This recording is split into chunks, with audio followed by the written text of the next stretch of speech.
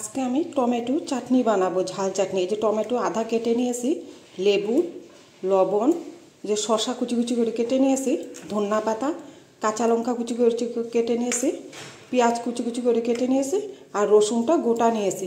আমি এখন টমেটোর চাটনিটা কীভাবে বানাবো সেটা আপনাদেরকে আমি দেখিয়ে দিচ্ছি। এই যে কড়াইতে দেখেন আমি সরষের তেল দিয়ে দিয়েছি, তেলটা গরম হয়ে গেছে। এর মধ্যে আমি দিয়ে দিচ্ছি এই যে টমেটোগুলো।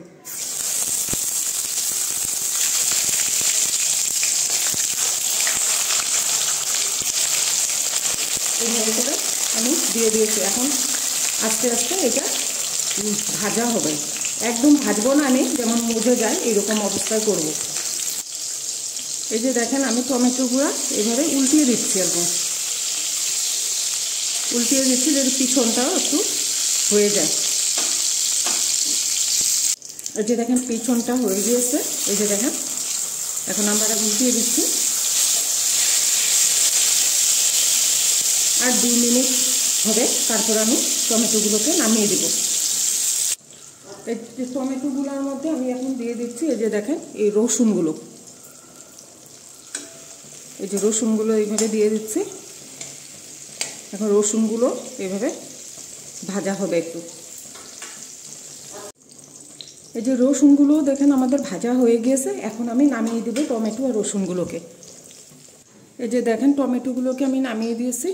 এখন টমেটোর উপরের যে চুকলাটা সেটা আমি এই যে দেখেন এইভাবে এইভাবে উঠে গিয়েছে, আমি এটাকে উঠিয়ে ফেলে দেব।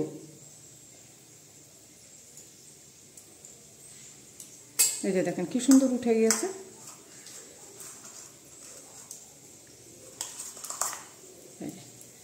এভাবে আমি সবগুলো উঠিয়ে নিব।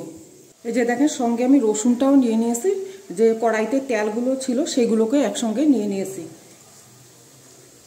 এখন দেখো রসুনটা এই যে দেখেন কি সুন্দর ভেঙে যাচ্ছে। এই যে এইভাবে করে নিব আমি রসুনটাকে। এই যে টমেটোগুলোকেও এইভাবে চেপে চেপে গলিয়ে নিব। এই যে দেখেন মেখে নিচ্ছি এভাবে। আমার এই টমেটো চাটনিটা রেসিপিটা যদি আপনাদের ভালো লাগে তাহলে আপনারা লাইক করবেন, শেয়ার করবেন, সাবস্ক্রাইব করবেন।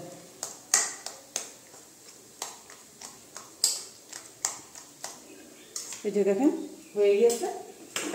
এর মধ্যে আমি দিয়ে দিচ্ছি এই যে দেখেন লবণ, দিয়ে দিচ্ছি এই যে লেবুর রসটা, আর দিয়ে দিচ্ছি এই যে কেটে রাখা শসা, দিয়ে দিচ্ছি ধনিয়া পাতা, আর দিয়ে দিচ্ছি এই যে পেঁয়াজ, কাঁচা লঙ্কা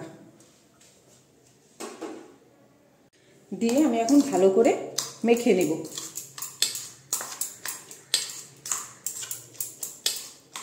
এই যে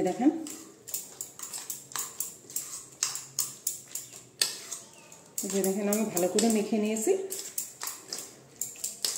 টমেটোরে আমাদের ঝাল চাটনি হয়ে গিয়েছে। এই যে দেখেন কি সুন্দর হয়েছে চাটনিটা।